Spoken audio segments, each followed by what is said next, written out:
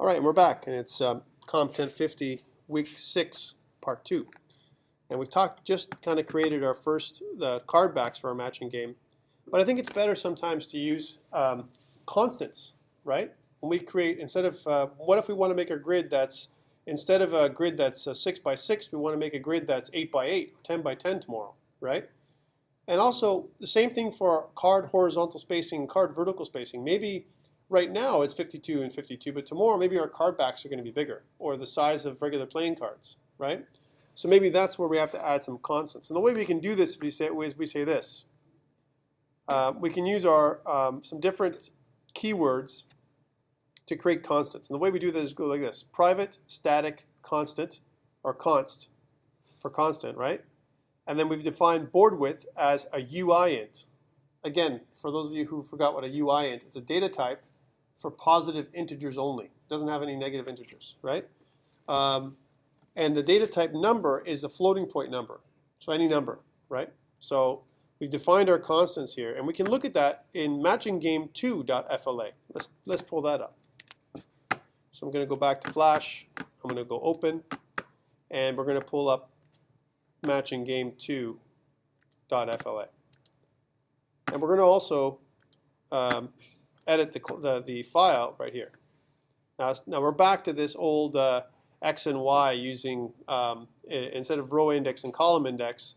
And for now, I mean, you know, I hate it, but I'm going to leave it the way it is for the purposes of moving on.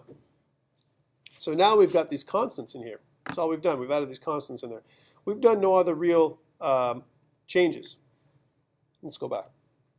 If I run it again, and by the way, the card backs are back to normal again. There's nothing else here. It's just we've used constants instead of hard-coded numbers. We don't want to hard-code anything if we don't have to, right? Because if you start hard-coding, then you're going to have, you know, your spacing is, it's going to be a little bit off, and you want to be able to be more flexible. So let's say, for example, instead of my my card horizontal spacing and my card vertical spacing, what if I want to change these things? So my card horizontal spacing is going to be 55. I want to make my horizontal spacing 55. Now if I run it, my cards are a little bit more apart, right? I can do that because I'm changing my constant. I don't have to search through my file to find out where that is. Or maybe I want to make it a little bit more, a little wider, so 60. And I want to make my vertical spacing 60 as well. Let's run that. All right. Oops, I got to save it. Let's try that again. Let's try that, right? So now my grid looks a little different, doesn't it? Right? Because I've changed my spacing for where my cards appear. Again, we can undo those things, those changes, and save.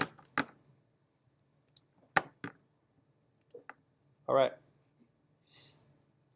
So again, we don't want to hard code anything we don't have to. And that's what we've done. We've kind of, all we've done is added the constants in there. Now we're at this shuffling and assigning cards section. So now that we add the cards on the screen, we want to assign the pictures randomly to each card. How do we do that? We're actually not assigning them to each card. We're using each of the cards is a symbol that we've created in the for loop. That's what we've done. So we've got 36 symbols based on the card symbol that's in our library. That's what we've got, right? But we want to kind of use 2 of each type of card only in the library. So we're going to have to create an array to keep track of which card has which number. How do we do that? Well, we create something called the card list array. Let's look at that in matchinggame3.fla. So let's go back to Flash. We'll close matchinggame2. That was just for the constants. And we'll open up matchinggame3.fla. Right, so we're at matchinggame3. I'm going to modify the code here in Flash Professional. And as we look, right, here's our card. This is what places our card on the screen. Those are the double for loop we had before. A little bit modified. But now we also have this other piece of code here, this other for loop. We've defined an array. And remember, and just like any other language, any other C-style language, when we define an array, it's a complex object, right? So here's what we do. We say card list is of type array, which is a new array. So now we've created a new array object, right? And then what we're going to do is we're going to say, we're going to push on onto the array stack, right? We're going to push on the card number from 0, that's where the arrays start, all right, all the way to 18. And we're going to do that twice. So it's the first thing we've done. We've put it on the array twice. So it's going to be like 0, 0, 1, 1, 2, 2, 3, 3, 4, 4, all the way to 18 twice. We're going to do that twice. And if we go back to the PowerPoint, there it is. This is exactly what our array is going to look like when we push a number onto the stack, right? Again, there's different methods for the array. This just adds them onto the end, right?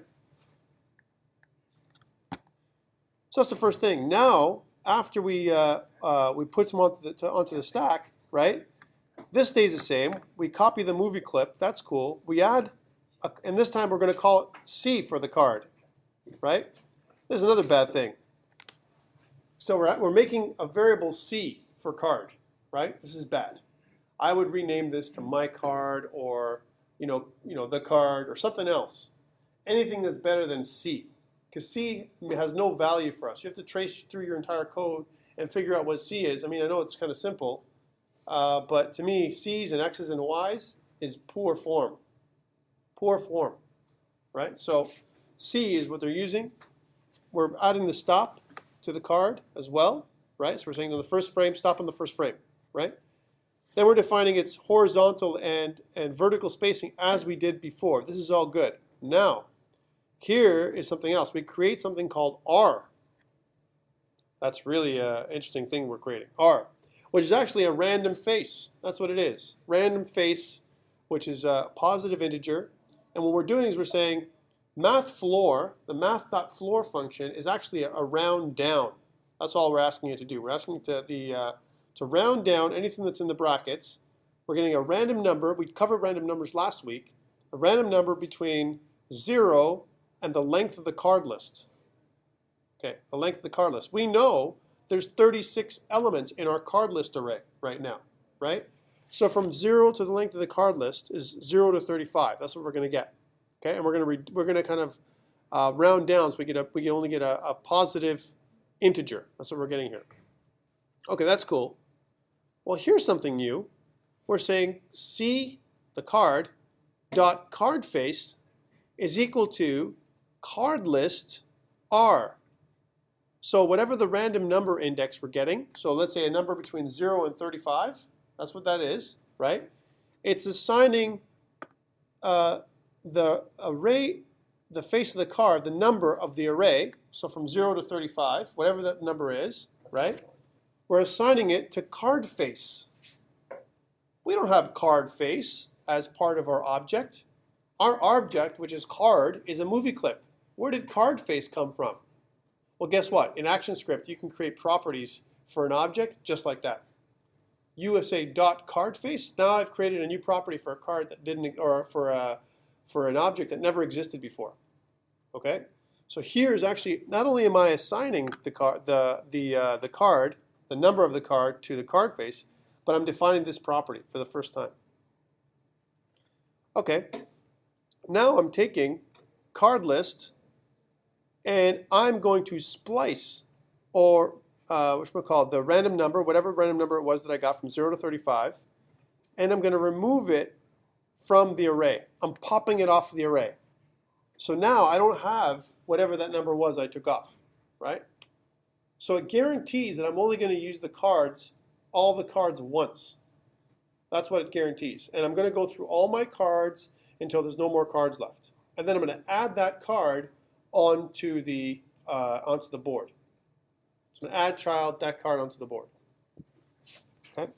So kind of a very complicated way of doing it, right? Or it looks complicated, and it makes it more complicated because we're using X's and Y's and C's and R's, right? And this is what I'm telling you. This is bad form.